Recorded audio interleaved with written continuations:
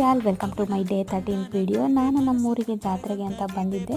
ನಾನು ಡೇ 13 ರೂಟೀನ ಇಲ್ಲೇ ಕಂಪ್ಲೀಟ್ ಮಾಡ್ಕೊಂಡು ಇವತ್ತು ನಮ್ಮೂರಲ್ಲಿ ಬಾಯಿ ಬೀಗ ಅಂತ ಇತ್ತು. ಮೊದಲು ನಮ್ಮಮ್ಮ ಬಾಯಿ ಬೀಗ ಚುಚ್ಚೋರು, ಇವಾಗ ಅವ್ರಿಗೆ ಆಗಲ್ಲ. ಸೊ ಹಾಗಾಗಿ ನಾವು ಯಾರಾದರೂ ಕಳಶ ಬರ್ತೀವಿ. ಈ ಸತಿ ನಾನು ನನ್ನ ಮಗಳು ಇಬ್ಬರೂ ಕಳಶ ಹೊತ್ಕೊಂಡಿದ್ವಿ. ನನ್ನ ಮಕ್ಕಳು ಕೂಡ ಇಬ್ಬರೂ 3:15ಗೆ ಎದ್ದು ಬೆಳಗ್ಗೆ ರೆಡಿಯಾಗಿ ದೇವಸ್ಥಾನದ ಹತ್ರ ಬಂದ್ವಿ. ಅಲ್ಲೆಲ್ಲ ಮುಗಿಸ್ಕೊಂಡು ವಾಪಸ್ ಮನೆಗೆ ಬಂದ್ವಿ. ಬಂದಮೇಲೆ ನನ್ನ ಮಕ್ಕಳಿಬ್ಬರು ಆಚೆ ಎಲ್ಲ ಆಟ ಆಡ್ಕೊಂಡು ಕೂತ್ಕೊಂಡ್ರು. ಅವರಿಗೆ ಊರಿಗೆ ಬಂದರೆ ಏನೋ ಒಂಥರ ಫ್ರೀ ಸಿಕ್ತಂಗೆ ಆಗಿಬಿಡುತ್ತೆ. ತುಂಬಾ ಖುಷಿಯಿಂದ ಆಟ ಆಡ್ಕೊಂಡಿರ್ತಾರೆ.